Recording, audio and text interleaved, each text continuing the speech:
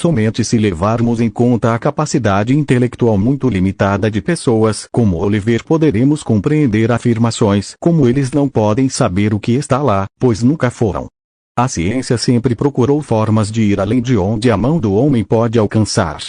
Assim, por exemplo, a espectroscopia nos informa sobre a composição das estrelas, mesmo que ninguém jamais tenha estado em uma delas ou tenha sido capaz de descobrir hélio no Sol antes mesmo de encontrá-lo na Terra.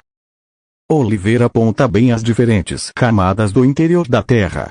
No início do século XX, os cientistas concordaram que o planeta tinha um centro.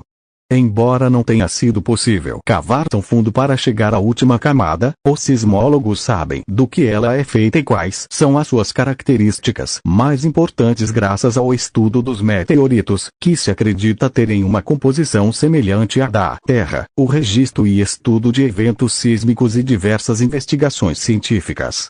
É uma região sólida de formato redondo e composição metálica, principalmente ferro e níquel.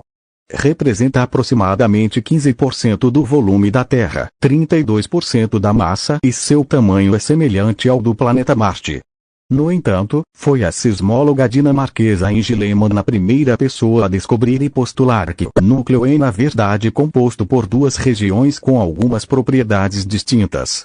Sem dúvida, a chamada descontinuidade de Lehmann foi a sua maior descoberta. Esta descontinuidade sísmica foi descoberta em 1936 e demonstrou que existia uma fronteira entre o que hoje conhecemos como o núcleo externo líquido e o núcleo interno sólido da Terra.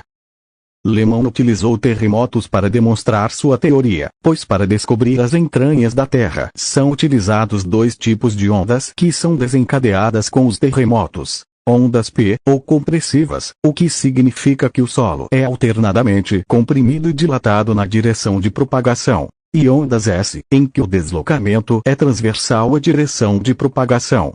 Benno Gutenberg, o citado cientista que cuidou de Lehmann durante sua estada em Darmstadt, coletou dados de diversos sismômetros colocados em diferentes partes do mundo.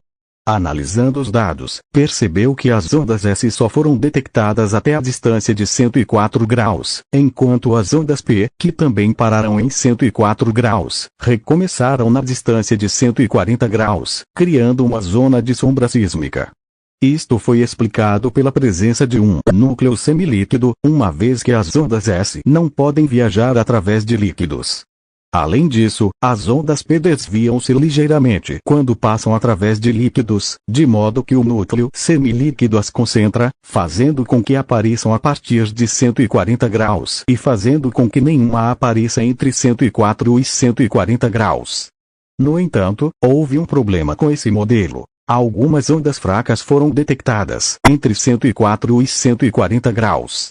Durante anos, os sismólogos os discriminaram. Mas Lehmann achou-os curiosos, especialmente depois do terremoto de 1929 na Nova Zelândia, que enviou ondas P muito diferentes para os diferentes sismógrafos do mundo.